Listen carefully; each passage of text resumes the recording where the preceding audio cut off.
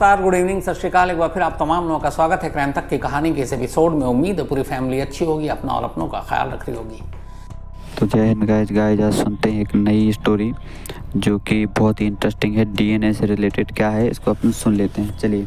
कई ऐसी कहानियां आपको सुनाई जिसमें मैंने ये कहा कि डीएनए एक ऐसी चीज़ है जो कभी चकमा नहीं दे सकती, कभी धोखा नहीं दे सकती। और डीएनए वो चीज़ है जिससे बड़े बड़े अनसुलझे केस को सुलझाया जा सकता है। यहाँ तक कि अमेरिका में 50-50 साल पुराने अनसुलझे केस को सिर्फ डीएनए तकनीक की वजह से सुलझाया गया। डीएनए वो चीज़ है जिसकी वजह से अभी कोलकाता जूनियर डॉक्टर के केस में भी आरोपी संजय राय की डीएनए प्रोफाइलिंग, उस जूनियर डॉक्टर के बॉडी से जो डीएनए प्रोफाइलिंग बनी वो मैच किया, इसलिए कहा गया कि ये रेप है, गैंग रेप नहीं है। तो रेप के केसेस में भी डीएनए सबसे बड़ा हथियार होता है किसी को सजा दिलाने के लिए। लेकिन अगर मैं आपसे ये कहूं कि वही डीएनए धोखा दे जाए और उसी डीएनए की रिपोर्ट की वजह से पुलिस कातिल को छोड़ दे, कातिल तक पहुंचे भी नहीं, और फिर एक मरने वाले शख्स की शिनाख्त तक ना हो, तो आप क्या कहेंगे? और एक बार नहीं बल्कि दो बार डीएनए धोखा दे जाए। क्या डीएनए धोखा दे सकती है? अजीब चीज़ है, क्योंकि ऐसा हो नहीं सकता। हर इंसान का इस धरती पर जो है, जो पैदा हुआ है, उन सभी का डीएनए एक दूसरे से अलग है, तो ये भी नहीं किसी और से मैच करेगा। आज की कहानी एक पुलिस इन्वेस्टिगेशन की गजब की कहानी है। पुलिस वालों की भी हम लोग बहुत शिकायत करते हैं, लेकिन कुछ पुलिस वाले हैं जो दिमाग लगाते हैं किसी केस को सुलझाने के लिए। मध्य प्रदेश में एक जगह है दमोह, और इसी दमोह इलाके में 2023 की बात है। एक परिवार रहा करता था और इस परिवार में पति पत्नी और उनका एक बेटा था। बेटे का नाम जयराज 10वीं क्लास में पढ़ता था। माँ बाप ठीक ठाक, पिता की करोड़ों रुपए की प्रॉपर्टी, जमीन, फ्लैट, जायदाद सब कुछ था। 28 मार्च 2023 की शाम को जयराज यूं ही अपने गांव में, दमोह के जहां पे वो रहा करता था, खेलने के लिए गया। जब वो खेलने के लिए गया तो उसके बाद घर ही नहीं लौटा। शाम हो गई, घर वाले परेशान, पूरी रात नहीं लौटे। 28 मार्च 2023 की ये बात है। जब हर तरफ ढूंढा, कहीं नहीं मिला, दोस्तों के पास भी नहीं मिला, तो 29 मार्च 2023 को घर वाले परेशान होकर पुलिस स्टेशन पहुंचते हैं और अपने बेटे की गुमशुदगी की रिपोर्ट लिखा देते हैं। अब पुलिस रिपोर्ट लिखती है और उसके बाद तलाश शुरू करती है। जब 2-3 दिन तक नहीं मिलता तो घर वाले अंदेशा जताते हैं कि उसका किडनैप हुआ है, लेकिन रैंसम के लिए कोई कॉल नहीं आ रहा है। पुलिस किडनैपिंग का मामला दर्ज कर तफ्तीश शुरू करती है। दिन बीतते जाते हैं, लेकिन जयराज का कोई सुराग नहीं मिलता। माँ बाप इस दौरान में अपनी तरफ से कोशिश करते हैं। 5 लाख रुपए के इनाम का ऐलान करते हैं कि जो भी उनके बेटे का सुराग या पता देगा उसे 5 लाख रुपए हम नकद इनाम देंगे, बट उसका भी कोई फायदा नहीं हुआ। 28 मार्च के बाद पूरा अप्रैल बीत गया, जयराज का कोई सुराग नहीं मिला। मई आ गया, जयराज का कोई सुराग नहीं मिला। और तभी 14 मई की तारीख आती है। मतलब अब लगभग 28 मार्च को गायब हुआ था, अप्रैल, मई, 1.5 महीने से ज़्यादा का वक्त हो गया।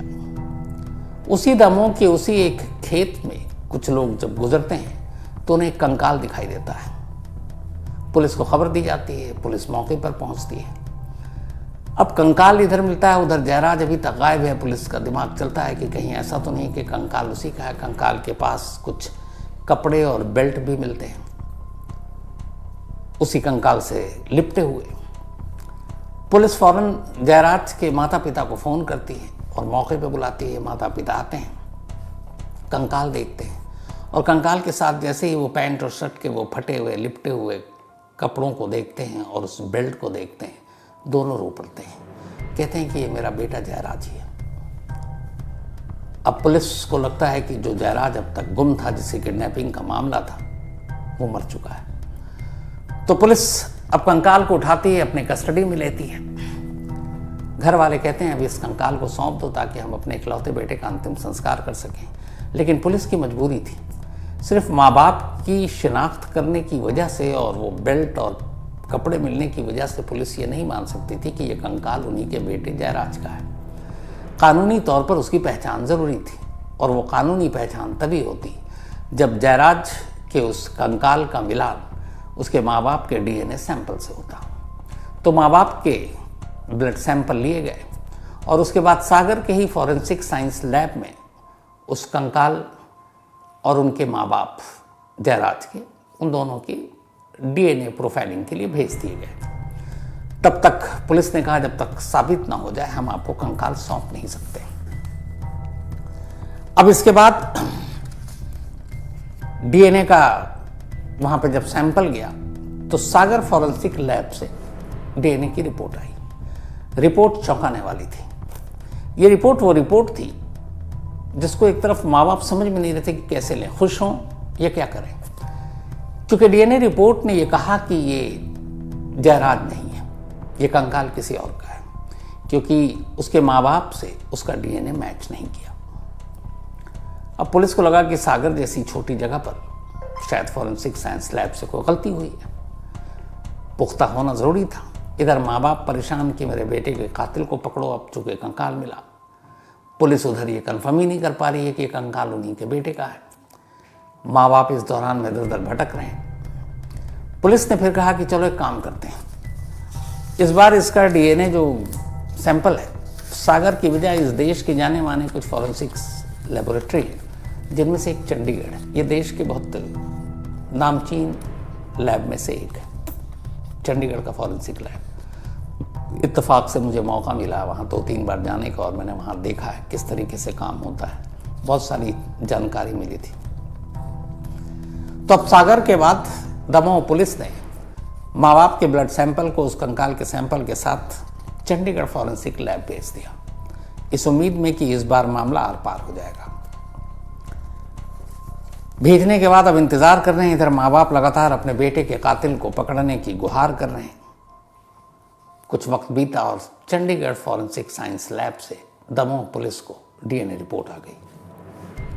इत्तेफाक से इस बार भी रिपोर्ट वही थी जो सागर फॉरेंसिक लैब ने दी थी, यानी कि ये कंकाल जयराज का नहीं था, किसी और का था, क्योंकि जयराज से उसके माँ बाप का डीएनए मिला नहीं।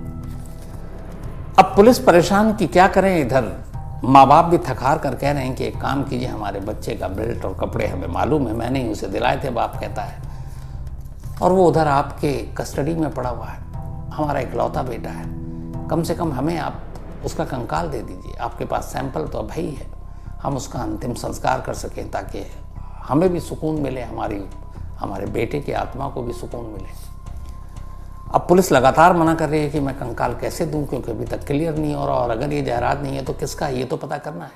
और 2-2 बार डीएनए सैंपल हो चुका है, मतलब टेस्ट। अब फैमिली इधर लगातार दबाव डाल रही थी, पुलिस किसी नतीजे पर नहीं पहुंची, क्या करें। इसी दौरान में इस दमोह के जो थाना था और वहाँ के जो एसपी थे, उनमें से किसी एक का ट्रांसफर हो जाता है। अब दूसरे पुलिस अफसर पहुंचते हैं। वहां आने के बाद इस केस पर उनकी नज़र पड़ती है, पूरी केस को स्टडी करते हैं। स्टडी करने के बाद वो देखते हैं कि माँ बाप अपनी जगह बिल्कुल सही हैं। अगर बेल्ट किसी और का होता तो वो उस कंकाल से यूं चिपका और अंदर घुसा हुआ नहीं होता, क्योंकि 1.5 महीना पुराना कंकाल था। कपड़े के भी जो टुकड़े थे वो ऐसा नहीं था कि किसी ने लाकर बाद में डाला हो। अब ये लेकिन पता नहीं कि मौत के वक्त, यानी कि अगर कत्ल है तो मारने के बाद ये कपड़े पहनाए गए और बेल्ट पहनाया गया, तब तो उसी सिचुएशन में कंकाल मिलेगा। लेकिन अगर ऐसा नहीं है तो फिर माँ बाप अपनी जगह गलत नहीं है। और दूसरा, इस डीएनए के जरिए जो शुरुआती एज का पता चला, वो भी ये पता चला कि मरने वाले की उम्र करीब 15 से 18-19 साल के दरमियान है। जयराज की भी उम्र यही थी। तो ये सारी चीज़ें मिल रही थी। तो उन्होंने पूरी केस को स्टडी करने के बाद कहा कि आखिर ये डीएनए मिल क्यों नहीं रहा। उन्होंने कहा फिर से जरा कुछ पूछताछ करते हैं।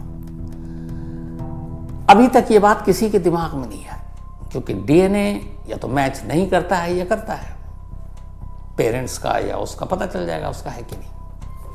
अब जब उनके दिमाग में ये बात आई तो उन्होंने पेरेंट्स से दोबारा पूछताछ की, और उन्होंने पूछताछ की कि ये बताइए कि इसका डीएनए सैंपल मिल नहीं रहा, वो भी 2-2 जगह से, सागर फॉरेंसिक लैब से नहीं मिला, चंडीगढ़ से नहीं मिला, और आपका दावा है कि आपका बेटा है, तो फिर ऐसी क्या वजह है। उन्होंने कहा अच्छा ये बताइए कि चलिए कब पैदा हुआ, कहाँ पैदा हुआ, दिमाग में तमाम तरह की चीज़ें चल रही। कहीं ऐसा तो नहीं अस्पताल में बच्चा पैदा हुआ और बच्चा बदल गया। कई बार ऐसा केस हुआ है हमारे देश के अस्पतालों में। तो उनका पुलिसिया दिमाग चल रहा है कि कुछ गड़बड़ है, क्योंकि उन्हें यह भी यकीन है कि माँ बाप सच बोल रहे हैं और ये भी यकीन है कि कंकाल जयराज का है, लेकिन डीएनए मैच नहीं कर रहा। वजह क्या है? तो जब उन्होंने पूछा तो किसी पुलिस वाले ने इससे पहले यह सवाल ही नहीं पूछा, उनको लगा ये ज़रूरत ही नहीं है।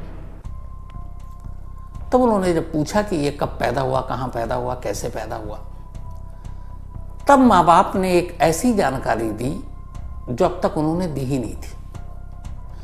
उन्होंने कहा कि दरअसल हमारी शादी को काफ़ी वक्त हो गया, हमें कोई औलाद नहीं थी। हमने इधर उधर बहुत मन्नतें मांगी, कोई फ़ायदा नहीं हुआ।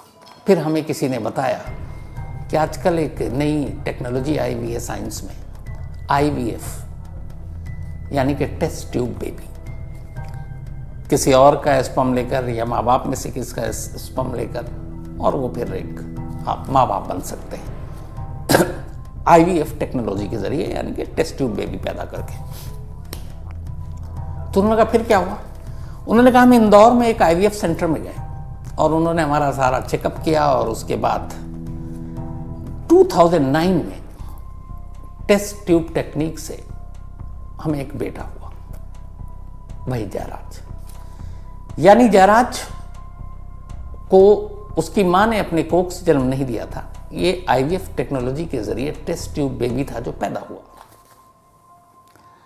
अब जब ये बात सामने आई तो उन पुलिस अफसर का दिमाग घूमा कि इस वजह से जो है ये डीएनए नहीं मैच कर रहा है, लेकिन टेस्ट ट्यूब बेबी का भी तो कुछ डीएनए होगा, जाहिर सी बात, वो आसमान से तो उतरा नहीं है। तो फिर उन्होंने अपने लेवल पर उसका एड्रेस लिया, उस इंदौर के IVF सेंटर का, और वहाँ पहुँचते हैं और कहते हैं कि ये पूरी डिटेल दिया और कहा कि जो 2009 में आपके IVF सेंटर में एक बच्चा जन्म हुआ था, क्या उसके स्पर्म डोनर का नाम आप हमें बता सकते हैं? अब देश में IVF जितने सेंटर, उनके बड़े सख्त कुछ नियम हैं। वो ये कि वो कभी डोनर का नाम डिस्क्लोज नहीं करेंगे, चाहे कुछ हो जाए। बहुत सारी उससे चीज़ें आ जाती हैं। कल को बच्चे को पता चले कि यहाँ से तो जन्म हुआ है, असली तो मैं उसका खून हूँ, तो मुश्किलें आ जाती हैं। तो ये किसी हद तक सही भी है। तो उस IVF सेंटर ने साफ हाथ जोड़ते हुए मना कर दिया कि हम कानूनी और नियम से बंधे हुए हैं, इसलिए हम उस डोनर का आपको नाम नहीं बता सकते। लेकिन अब ये कंफर्म हो गया कि ये जयराज IVF सेंटर के थ्रू एक टेस्ट ट्यूब बेबी है और यही वजह है कि माँ बाप से उसका डीएनए मैच नहीं कर रहा है। अब उस पुलिस अफसर ने दिमाग दौड़ाया कि क्या IVF सेंटर के थ्रू टेस्ट ट्यूब बेबी का डीएनए अगर मान लीजिए वो पैदा हुआ और इतने सालों से है, तो भी क्या पता किया जा सकता है कि वाकई ये उन्हीं का, मतलब उन्हीं के घर में था, वहीं रह रहा था साथ? क्योंकि जैसा मैंने शुरू में कहा कि डीएनए किसी ना किसी का तो होगा, लेकिन सेंटर ने देने से मना कर दिया, तो आप सैंपल नहीं है, आप पता नहीं सकते कि किसका बेटा है। माँ बाप को भी डोनर का पता नहीं है। लेकिन अब ये पता करना है कि ये लड़का इस घर में जिनको, मतलब जिनका बेटा है जयराज, वहाँ अगर ये बचपन से रह रहा है 2009 से, तो इसका मतलब है कि कुछ ऐसी तो चीज़ें होंगी जिससे हम साइंस एंड टेक्नोलॉजी के थ्रू ये साबित कर सकते हैं कि हाँ, ये वही जयराज है जो इस घर में 14-15 साल तक रहा है। अब उस पुलिस वाले ने पढ़ना शुरू किया कि क्या ये एक ASP साहब थे, और वाकई सलाम है इन पुलिस अफसर को। संदीप मिश्रा, ये दमोह के उस वक्त के ASP थे, जिन्होंने दिमाग लगाया और पूरी स्टडी की। और फिर जब उन्होंने सारी चीज़ें पढ़ी तो उन्हें लगा कि IVF तकनीक के थ्रू किसी का डीएनए कैसे पता किया जा सकता है। अब उन्होंने बड़ी रिसर्च किया, पढ़ाई लिखाई शुरू की। जब पढ़ाई लिखाई शुरू की तो अचानक उनकी नज़र एक किताब पर पड़ी, और एक अमेरिकी फॉरेंसिक एक्सपर्ट, उसने पूरे केस स्टडी के तौर पर इस बुक को लिखा था। इस बुक का नाम है DNA test in criminal investigation trial and paternity disputes, justice through science. तो ये बुक का नाम था, DNA test in criminal investigation trial and paternity disputes. अब इस बुक को जब उन्होंने पढ़ा तो बुक को पढ़ते हुए उन्हें पता चल गया कि जयराज का डीएनए उसके माँ बाप से मिलाने का एक तरीका है। इसके बाद उन्होंने एक लेटर लिखा और लेटर लिखने के बाद उस कंसर्न पुलिस स्टेशन में जहाँ ये केस था कहा कि तुम ये चीज़ें करो तो ये क्लियर हो जाएगा। लेकिन उस लोकल पुलिस स्टेशन ने इतना कुछ किया नहीं और तब तक ये एएसपी साहब कहीं और चले गए। उधर अब भी कंकाल थाने में है, कुछ नतीजा नहीं निकल रहा है। अब माँ बाप परेशान होकर पहुंच जाते हैं मध्य प्रदेश के सीएम के पास और उसके बाद पहले वो हाई कोर्ट में जाते हैं। हाई कोर्ट में एक रिट दाखिल करते हैं कि हमारे बेटे का ना ये पता बता रहे हैं कि डीएनए कौन है क्या है और ना ही उसका कंकाल दे रहे हैं कि हम उसका अंतिम संस्कार कर सकें। तो उधर कोर्ट गए, उसके बाद सीएम के पास गए। तब कोर्ट ने ऑर्डर दिया कि आप को जो भी सैंपल रखिए पर उस कंकाल को उस माँ बाप को सौंपिए ताकि अंतिम संस्कार कर सके।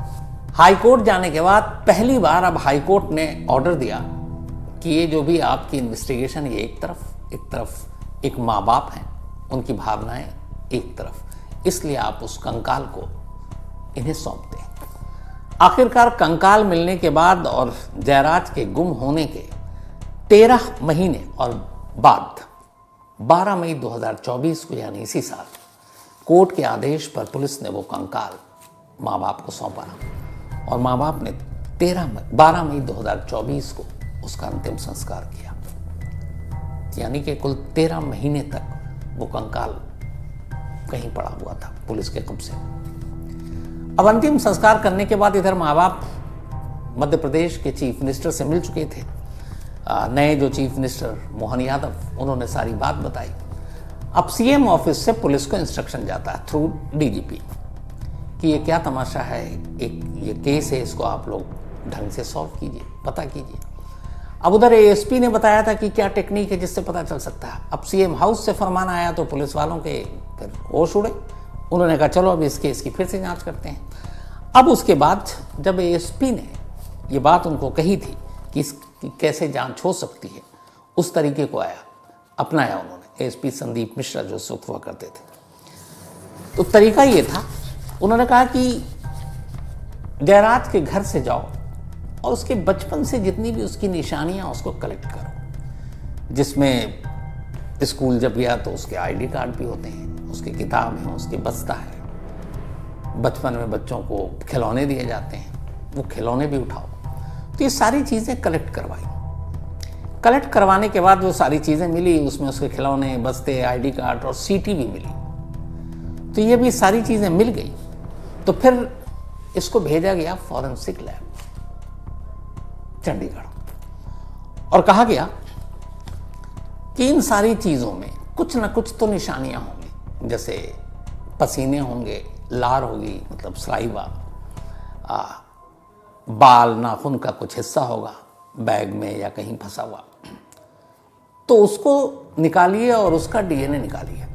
और जो कंकाल का डीएनए आपको दिया है, जो पेरेंट्स से मैच नहीं कर रहा है, उस कंकाल के सैंपल के डीएनए से इस बच्चे के बैग, बस्ता, नाखून, बाल, सीटी, सलाइवा, जो भी उन चीज़ों में कहीं ना कहीं एक सबूत के तौर पर रखा हुआ है, उन दोनों का आप मिलान कीजिए। फॉरेंसिक लैब में सारी चीज़ें गई, इनमें से सैंपल मिले, कुछ नाखून मिले, कुछ बाल के टुकड़े मिले, कुछ पसीने की जो बूंदें उस पर चिपकी हुई थी, वो सारे बहुत बाद में भी काम आती है। लार्वा मिला। अब उन सबको उस कंकाल के सैंपल के साथ मैच किया गया। तो ये सारी चीज़ें जो थी और उसमें सैंपल थे, वो उस कंकाल के सैंपल से मैच कर गए। तो इससे ये हो गया कि ये जयराज ही था। क्यों? क्योंकि ये सारी चीज़ें जयराज की थी और सारी चीज़ें जयराज की थी, इसीलिए उसकी सारी चीज़ें, सारी निशानियाँ उसमें थी और वो निशानियाँ उस कंकाल से मैच कर गई। तो अब कोई मतलब गुंजाइश नहीं बची कि ये किसकी है।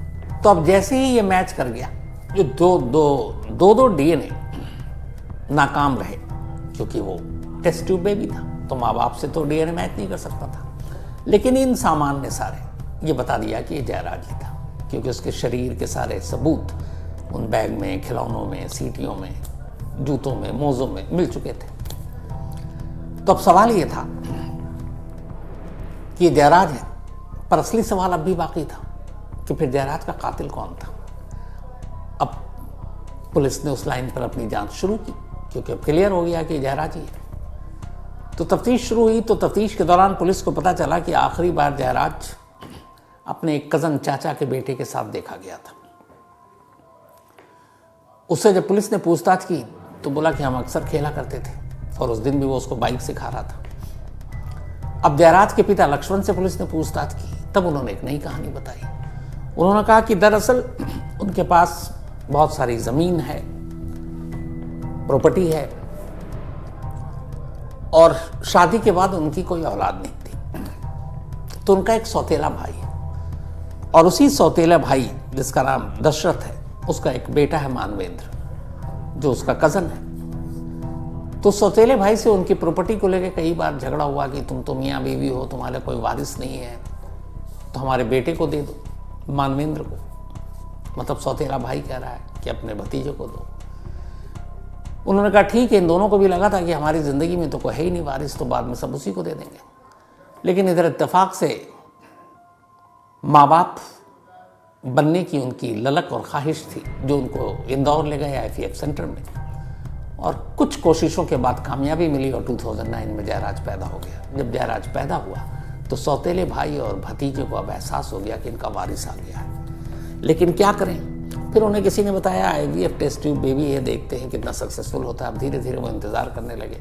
घर में खुशी आई, माँ बाप उससे बहुत प्यार करते जयराज से। अब धीरे धीरे ये बड़ा हो रहा है। अब जैसे जैसे बड़ा हो रहा है तो सौतेले भाई और उसके बेटे को लग रहा है कि अगर ये बालिग हो गया फिर तो सारी वसीयत इसी के नाम होगी, हमको कुछ मिलेगा नहीं। तब उन्होंने तय किया कि इसके बालिग होने से पहले इसको मार देते हैं।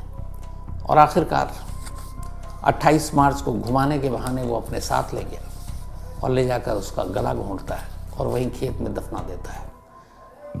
बाद में बारिश के पानी और बाकी चीज़ें होती हैं, वो कंकाल के रूप में धरती से ऊपर आ जाता है और कुछ लोग देख लेते हैं, जिसके बाद ये कंकाल बरामद होता है और फिर 2 DNA नाकाम होता है। तो असल में DNA पूरी तरह अपनी उस मायने में नाकाम नहीं हुआ, लेकिन नाकाम इसलिए हुआ क्योंकि लक्ष्मण और उनकी पत्नी का DNA सैंपल, चूंकि वो एक टेस्ट ट्यूब बेबी था, इसलिए जयराज से नहीं मिला।